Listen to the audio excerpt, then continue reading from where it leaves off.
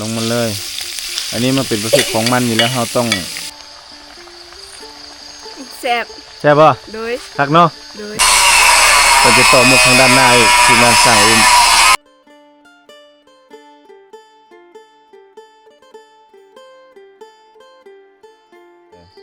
ล้าง2-3น้ำพุ่นละ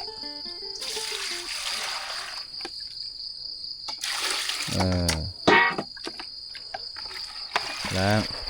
เก็บปลายัดไปข้างนั้นโอเคล้างก็เพื่อความสะอาดโมเมนต์เด้ถ้าจะเอาล้างสไลด์มักล้างน้ำนึ่งแล้วมันบ่โดยบ่ได้ตัวนั้นมันบ่สะอาดต้องล้าง3น้ำใส่เอาเกลือใส่เอาถอกทิ่มถอกไกลๆตัดถอกไกลให้ได้ให้ดีฝุ่นละถอกอยู่ใกล้มันก็ส่งกลิ่นมาหาเฮาคือเก่า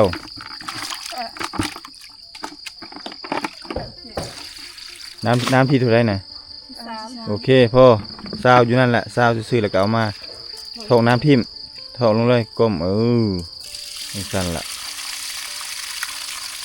โอเคพอแห้งบ่แห้งกระยามันพอได้แล้วโอเคใส่ตัวนี้เบิ่งดูโอเคฝนแล้วตัวนี้เอาอุ่นซื่อเอาไปไว้เฮ็ดตาก็ได้เอาน้ำมันมาเฮ็ดตาอยู่ใส่น้ำมันอยู่เทิงซอสน้ำมันเอามาเลยมีซอสพร้อมนั่นซอสเบิ่งตัวเก่าหมดแล้วบ่ยังอยู่เอามาเอาตัวเก่ามามาเลยซอสน้ำตาลในตู้เอามาน้ำตาลใส่เลยเดี๋ยวพ่ออย่าใส่หลายกระเทียมซอสเอากระเทียมมาเดี๋ยวนี่ยุดอย่าเฝ้าขั้นตอนมันเด้อนี่คือน้ำมันก้อนอยู่นี่เนาะหูอยู่แล้วฝดแต่เราต้องติดจังสิให้น้ำมันไปทั่วก่อนนี่ขั้นตอนตืดเห็นบ่น้ำมันทั่วแล้วนี่เอาลงมันนี่ยามันนี่ยับไปข้างพุ่นจังหน่อยโอเคเอาแก้วตานั่งลงจังเห็นโอเคอันนี้คือวิธีขั้นตอนการให้กินแก้วตาเอาเครื่องปรุงมาปะพี่เลยใกล้ๆเครื่องปรุงมดนั่นแหละเอามาเห็นบ่เริ่มแตกแล้วบ่เอาชิ้นหมูมาบ่นี่ชิ้นหมูตั้งอยู่นั่นนั่นเอาลงมานั่นแหละลงมาเลยอันนี้มันเป็นประเภทของมันอยู่แล้วเราต้องอันนั้นเนาะจะจับโหลดหม้อนะมันเย็นเลยเย็นเลยครับมัน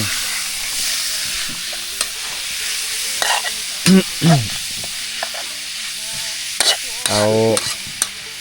เครื่องปรุงลงเลยเอาเครื่องปรุงลงเลยเกลือบ่ใส่หมกเพชรมาใส่ด้วยกันเอาตัวนี้ลงไปอย่าฟ้าหมกเพชรแล้วใส่ตำลังก็ได้อย่า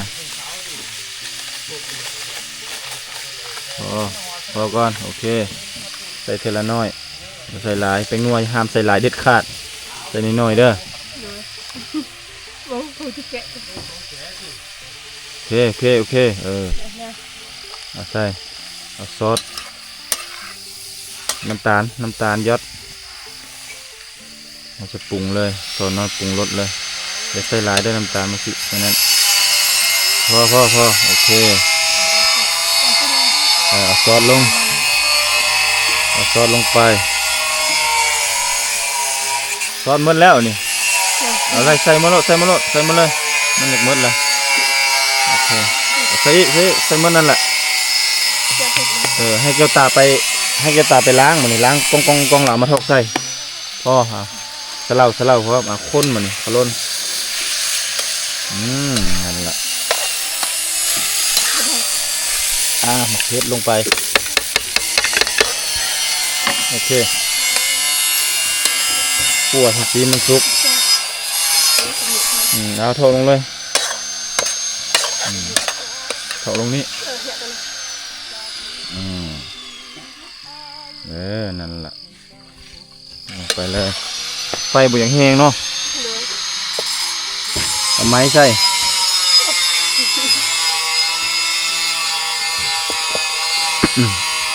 นั่งลงแก้วตา ไปกิน เอาไปทิ่มดีๆ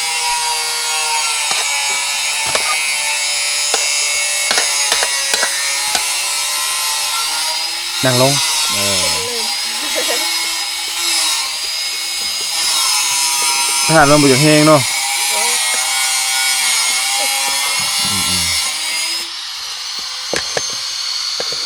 โอเคต้องให้จีนมันสุกก่อนชักแน่ก่อนเราจะค่อยเอาผักลง นี่ก็ยังตากิน เป็นยังไงเป็นตะกินบ่ เลย เนี่ย โซนให้แต่ละอย่างนี่บ่มีบนทิมเลยนะ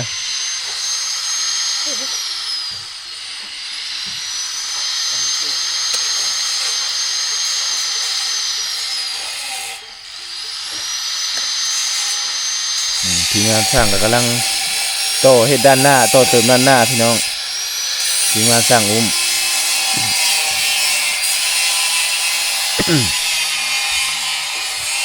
เอาพริกอีกขัวอีกเห็นบ่ซีนตัวใดมันบ่ทันสุกเอาลงลุ่มเอาลนปีนไปปีนมาซะละโอเคจังสินี่เห็นบ่มันมีตัวบ่สุกนำเป็นตะกินบ่ เลยเป็นตากินไง เป็นตะกินเนาะ เลย ตัดไม้ได้ไหมตัดผ้าไม้ตัวนั้นมาใส่พร้อมเดี๋ยวตัวนี้มันสิบ่สุกเด้ ไม่ ไม้นั่นก็ได้ไม้นี่ก็ได้นี่ ไม่มีวะ เอาตามไม้ตัวใดก็ได้คะแนนมันสุกจะไปฟันไก่อันนั้นเด้อนี่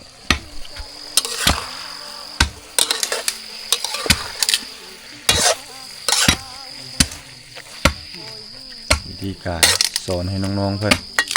แต่งอยู่ครัวกิน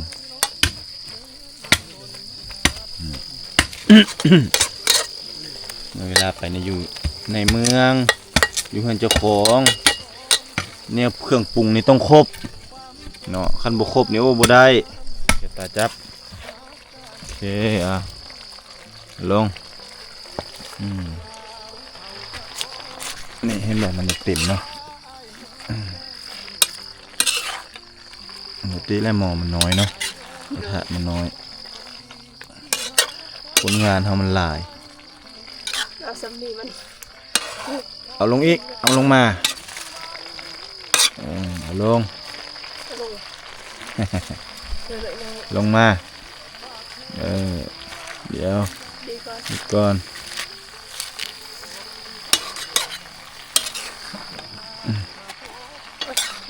ควันบ่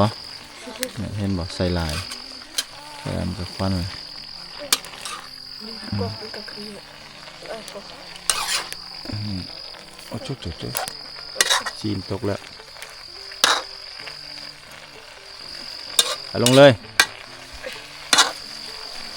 ลงมันนั่นแหละใส่มันเลยมันพอกินเด้เห็นบ่โอเคไฟเริ่มลุกแล้วเอาไปไว้เลยไปไว้บัดเดียวเลยไปล้างแล้วก็กวบไว้งำไว้เฮาฝึกให้เป็นนิสัยในไปในตู้คันเฮาปะลงปะนั่นปะนี่แล้วก็เฮาลืมเนาะวิธีเฮ็ดกิน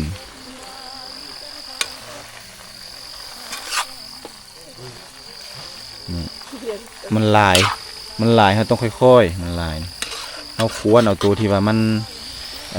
สุกแล้วทางด้านลุ่มน่ะขึ้นมาปกนี่เห็นบ่แล้วมันก็ย่อค่อยย่อลงมันต้องค่อยๆพิถีพิถันได้บ่ซั่นนี่มันก็ตกเหี้ยหมดเห็นบ่เอาฝาหม้อมากวบไว้บ่นี่พวกฝาหม้อแดงนั่นเอาตัวแดงนั่นละกวบเลยลึบโอเคพี่น้องรสชาติฝีมือสาวๆลองเบิ่งลองชิมเบิ่งแก้วตา จัดไปเลยเป่ากันได้แหละ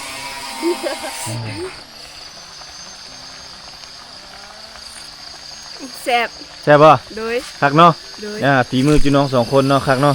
แซ่บหลายพี่น้องเนาะฝีมือ2 สาวมื้อนี้เนาะอัพปงเลยอัพปงเลยย่อเด้อดีๆเด้อโอเคตั้งอยู่เทิงนี้โอเคเอาฝาหม้อมากวกก่อน บ่ได้ บ่ได้บ่ โดย เอาน้ำมาห้อง ถ้วยใส่ถ้วยนึงเบิ่ง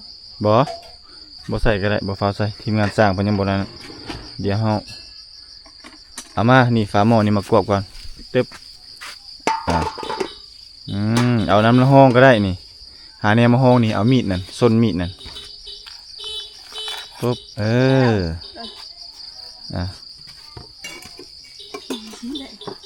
ได้ โอเคเดี๋ยวซั่นน่ะได้บ่ โดย เป็นจังไดเวลาไอ้วางระบบให้สะอาดบ่บัดนี้ สะอาด เนี่ยเวลาให้อยู่ให้กินแล้วเราต้องปัดกวดให้มันสะอาดสิ่งใดที่มันเปื้อนๆเราเก็บไปทิ่มเนาะบ่อนพุ่นมันแห้งแล้วเราจูดอันเด้มันก็งามแม่นบ่ โดยงาม มันเป็นตาเบิ่งเป็นตาอยู่บ่ โดย เนี่ยถ้วยบวงคือกันนี่ล้างไว้ละเอียดจบงามเนาะอันนี้เราก็บอกสอนน้องไปนำถึงว่ามันสิแคบก็ตามแต่ว่าถ้าเรารักษาได้มันก็จะงามเนาะ โดย มาวันนี้มาเบิ่งทางพี่ส่งไอ้น้องเฮามาพี่เฮาสิไปบอกทีมงานสร้างมากินข้าวเนาะหรือว่าจะเข้าทางด้านหลังบ่ ใครนั่งก็ได้ ด้านหลังบ่ด้านหน้าเอาไปด้านหน้าซะกระเทินแล้วยังมาไปยังมาเลย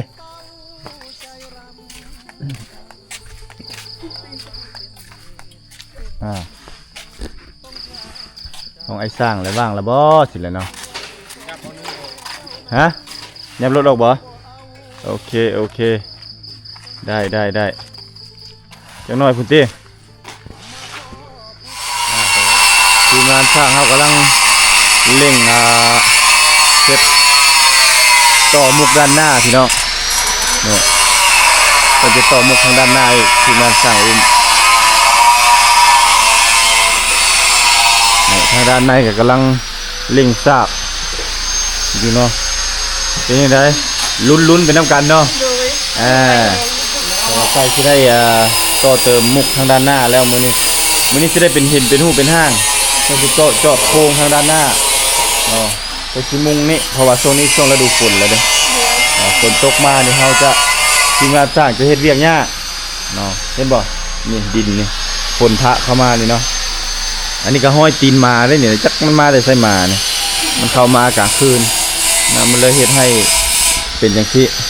แต่ก็บ่เป็นหยังเพราะว่าถ้าเฮานี่ยังสิปูกะโลอยู่เนาะปูกะโลแล้วต้องมันถูเด้ยินบ่ โดย ต้องถูเด้คันปูกะโลแหละต้องมันถูมันอนามัยเนาะให้มันสะอาดจบงามคักแน่เด้เห็นบ่ โดย ดูเดี๋ยวนะ ถูแล้วเนาะมันจะงามเนาะ โดย เดี๋ยวปรับกล้องก่อนตืดโอ้ไก่โพดโอเคสำนี้พอดีงามนี่แหละต้องคู่กับคนงามพี่น้องเนาะเอามาเบิ่งห้องอีกมื้อนี้ทางนี้ก็กำลังเร่งเลยเร่งฝีมือมื้อนี้เข้าไปข้างในหมด2เลยนี่อันนี้คือห้องของธิดาพี่น้องฮะส่องสอดบ่ส่องสอดบ่บัดนี้มันสอดไอ้เจ้าก่อแล้วเนาะก่อแล้วมันก็ส่องมาสอดละตัวนี้ก็งาม ที่ชอบนาน เคยฝันอยู่บ่อยู่เขาใกล้ๆกันเคยฝันบ่ว่าสิมีมื้อนี้บ่เคยคิด โดย เกี่ยวตา ก็ยังคิดว่าฟันเลย แก้วตาคือสิคิดว่าโอ้ยว่าคือสิได้อยู่เฮือนนั่นน้ำเมตลอดแล้วเนาะแม่นบ่ต่อไปจังนั้นก็สิได้ผัวแม่นบ่ แล้วก็คือสิคิดว่าคือสิบ่ได้เฮือนงามจังซี่แหละเนาะที่ว่าการที่แก้วตามาอยู่กับส่งไอ้น้องอยู่ที่คือว่าคุ้มค่าเนาะเดินทางมาอยู่นำเนาะโดยที่ว่ามีบ่าวตุ๊กเป็นผู้กำกับเนาะเป็นผู้ดูแลเนาะถ่ายคลิปอย่างต่างๆจนเฮ็ดให้น้องๆมีมื้อนี้เนาะอันนี้เป็นการดีแล้วเราต้อง รักษาเอกลักษณ์เฮาแบบนี้ตลอดเนาะดีมกดีใจหลายเพิ่นว่าเนาะที่ว่าได้เงินอยู่เนาะที่ได้เงินอยู่แบบบ่คาดคิดเนาะว่าสิมีมื้อนี้ บ่เคยคิดเคยฝัน บ่เคยคิดบ่เคยฝันว่าสิมีมื้อนี้สุดท้าย ขนาดได้เงิน ฮะ ขนาดได้เงิน 2,000 ก็ยังวาสนารับจ้างไปทั่ววิชัย บ่ไปทั่ววิชัยจ้างเขาจ้าง2,000บ่วาสนาดีใจ ดีใจบ่ โดยทั่ววิชัยเขาจ้าง2,000เลยไป เราต้องได้จ้างมันบ่ โดยคนจ้าง2,000กินกับกินนะจ๊ะ เพราะว่าเขาพี่เวิร์ดเขาไม่ได้ล้างเลยจ้างวัฒนา2,000วัฒนาดีใจ ไปล้างกันได้ โดย หนูดีใจเซยบันนั้นเนาะ ดีใจได้เงิน ดีใจได้เงิน 2,000นั่น 2,000กิฟแต่นี่ได้ทั้งเดือนไม่ได้ซื้อเลย บ่ได้ซื้อ เอง มีแต่ล้างตีนขึ้นอยู่แล้วเนาะ โดย ถือว่าบุญล้นทับพระเจ้าแล้วเนาะรักษาความดีนี่ไว้เนาะมันบ่แม่นภัยได้บ่แม่น1ใน100อันนี้บางทีมันอาจเป็น1ในหมื่น1ในแสนหรือว่า1ในล้าน ที่สิมีโชคดีปานนี้เนาะถ้าเจ้านี่โอ้สำถึงหวยสำถึงเลขรางวัลที่1แล้วเจ้า ป่วยเนาะ ถูกหวยยังนะเสียเงิน ยังได้เสียเงินเนาะ โดย แต่อันนี่บ่ได้เสียจักกีบ โดย นั่นแหละรักษาเอกลักษณ์ไว้น้องๆเลยเนาะนี่แหละก็นี่ก็คืออัปเดตเนาะล่าสุด สำเร็จแล้ว ห้องของน้องธิดาเพิ่นนี่อันนี้คือประตูทางเข้าเนาะขนาดห้องนี้มัน3คูณ3เนาะกว้างหลายตู้นี่ไว้เจใดเจหนึ่งก็ได้ นี่ตู้นี่เจนี่ก็ได้นี่ปึ๊บเจนี่เลยก็ได้ตู้เถาเจ้านี่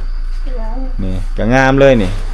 ตั้งไว้อยู่ในห้องหรือว่าสิไว้นอกบ่ บ่ไว้อยู่ ไว้อยู่ในบ่ โดย เครื่องของเนาะ ทุกเครื่อง ตู้เครื่องเด้แล้วท่านก็มีเงินมีคำตัวหน้าก็ใส่เครื่องแต่งหน้ามีอย่างต่างๆกันเด้เนาะบ่ต้องใช้ดอกเครื่องแต่งนอกแต่งหน้านะธรรมชาตินั่นแหละดีละเนาะบ่ต้องใช้อย่างหลายคันเราใช้แล้วมันสิยามมันสิได้ใช้ตลอดแล้วสิเฮ็ดให้หน้าเฮาเนี่ยเข้าฟ้าแต่อันนี้มันหน้าสดๆหน้ายังบ่ทันล้างหน้าพี่น้องสองสาว เดินนอน หน้าตื่นนอนก็ยังงามแหละพี่น้องนี่เนาะอันนี้หน้าสดๆของสามสาวเนาะเขาจะมักความเป็นธรรมชาติเขาจะบ่มักตกแต่งหลาย โดย ตกแต่งลายนี่กับบ่งามอีได้เพราะว่าคนที่ว่าหน้าทั้งดังคมเนาะหน้าเลี้ยวหน้าอย่างต่างๆนะมีหมดแล้วงามโดยมือเพศมือหมอนะต้องได้ไปปาดหน้าทาคิ้วแบบยิบคิ้วยิบคางเหล่าคางอย่างต่างๆอะ บ่เจ็บบ่มีคิว บ่เจ็บบ่ก็เจ็บมาแล้วเฮ็ดได้อดเพื่อความงามเนาะส่วนหลายผู้หญิงจังซั่นได้คันมีเงินแล้วจะไปเฮ็ดโลดเนาะแต่น้องๆบ่ต้องเฮ็ดเด้อ โดย เอาแบบนี้แหละธรรมชาติดี น้องสิได้เงิน จะได้เงินเนาะ โดยขนาดของกินเป็นยัง บ่เท่าผิดพลาดเลยสินะผิดพลาดมาดังเปลวดังวีกมีหยังตาบอดตาหยังก็มีเด้สัญญกรรมในคันถ้าสมมุติว่าเฮาเฮ็ดผิดพลาดฉะนั้นถ้าเจ้างามอยู่แล้วบ่ต้องเฮ็ดดอกเนาะ โดย นี่ล่ะเดี๋ยวอาหารเฮาเฮ็ดกินแล้วเรียบร้อยเนาะ โดย รอท่าแต่ว่าทีมงานสร้างเพิ่นเฮ็ดตัดเสานี่ก่อนพี่น้องนี่มื้อนี้เพิ่นสิเร่งนี่ได้มุงหลังคานี่แหละเพราะว่าบ่ไหวแล้วมันฝนตกตลอดเนาะสร้างอุ้มเพิ่นก็เร่งงานแต่เช้าๆเลยทีมงานบ่าวตุกแล้วก็สามสาวนี่ก็ถือว่าเฮ็ดกินท่านึ่งข้าวท่าเรียบร้อยแล้วนี่ท่านี่ก็กำลังเร่งมือนี่ก็เร่งมือเลยเนาะถือว่าทางในนี่ใกล้สิแล้วใกล้สิสำเร็จแล้วผมอันนี้ค่ะถือว่าแล้วไปห้องหนึ่งสิแล้วมื้อนี้แหละห้องหนึ่งเพราะว่ามันจะโบกยากเนาะ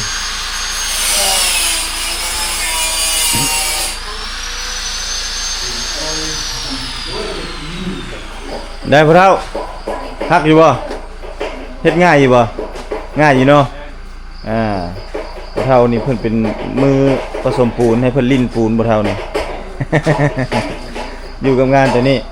งานก่อเฮาสำเร็จแล้วพี่น้องได้ยังแต่งานโบกแต่เรื่องห้องน้ำเฮาจะไว้ตามหลังเนาะเอาไว้ตามหลังเลยมาพี่3สาว2สาว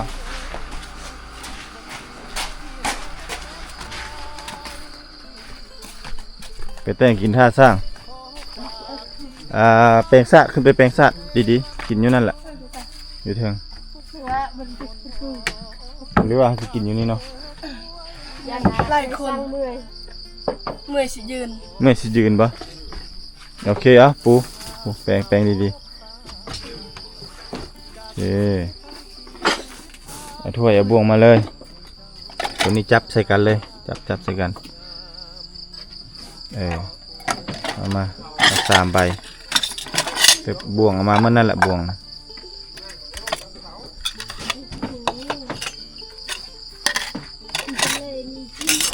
โอเค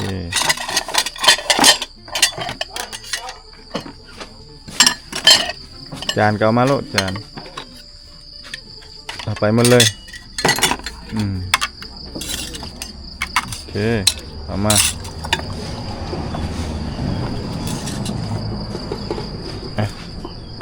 อันนี้ปู ปูแล้วตัวนั้นปูคือเก้าอ้าวมาเด็ดนั่งก็ได้ตัวขึ้นมาปูทางนี้ปิดทางทางเปลืองบ่ปูมาตักแกงตักอ้อมเร็วๆติบเข้าเด้ จะลาเลยเหรอจะได้บุญเลยล่ะ โนเล่น พี่บุญพูดอันหนึ่ง ก็คือเก่านั่นบ่า โอเคตัวนี้เอาถ้วย1พ่อตัวนี้ตักใส่ ไก่ไปนะ โอเคแค่นั้นแหละย่อ ก้อนมันเป็นมือเนี่ยเลย เดี๋ยวแป๊บนึงต้องทบลงค่อยๆเครื่องใส่เครื่องกลางอะไรตัวนี้บ่ไอเห็ดนี่ถึกแล้วนี่มันจะบุกคว่ำเจ้าเขายับมาตักเป็นไซซ่าปกตินั่นอื่นเนาะซ่าบดีจับเข้าใกล้ๆเดี๋ยวให้มันเหี่ยนี่โอ้ยนี่จับตวงอย่างสินี่เห็นไหมมันกระโบเหี่ยนี่เอาน้ำมาไม่สดดีทางนี้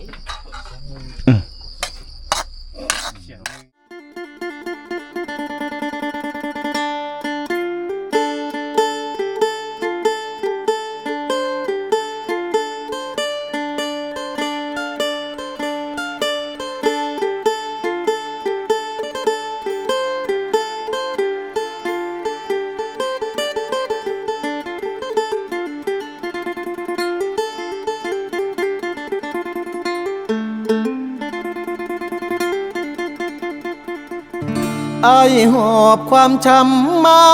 เซละนองหลายปีหม่นหมองจากสาวไทยเศร้าใจรำพันนับเป็นเหตุเฮ็ดให้เฮาต้องพลาดจากกัน ด้วยพ่อแม่เจ้านั้นบอกบ่เอาลูกเคยคนจนมาพ่อผู้สาวชนเผ่าตะโอยเจ้าเอิ้นจะโดยง่อยเด้อชื่นใจเหลือล้นเธอชื่อธิดาสาวชนเผ่าตะโอยหน้ามนหอยิ้มจิ้มใจอ้ายล้นเหมือนนิมนต์มาจนละเมอสาวเซละนองบ่าวไทยสองใจพันผูกความเจ็บกลายเป็นความสุขหากันแต่วันแรกเจอสาวเผ่าตะโอยชื่อธิดาอายหาเจ้าเด้อขอบใจหลายเด้อคนดีที่หาพักอายขอฝากชีวิตไว้เซละนองทุกความหม่นหมองฝากเธอช่วยเป็นยาใจขอบคุณความเจ็บที่นำพามาพบสามใบจากนี้ทั้งชีวิตอายมอบให้เจ้า สาวงามตะโอ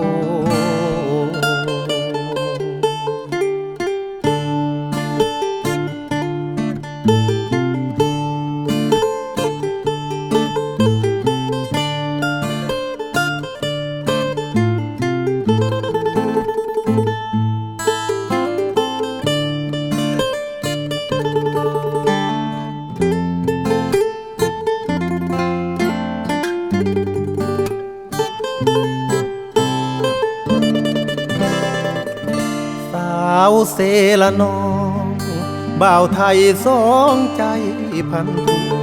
ความเจ็บกลายเป็นความสุขหากันแต่วันแรกเจอสาวเผ่าตะโอยชื่อธิดาอายหักเจ้าเด้อขอบใจหลายเด้อคนดีที่หักอายขอฝากชีวิตไว้เซละนองทุกความหม่นหมองฝากเธอช่วยเป็นยาใจขอบคุณความเจ็บที่นำพามาพบสามวัยจากนี้ทั้งชีวิตอายมอบให้เจ้าสาวงาม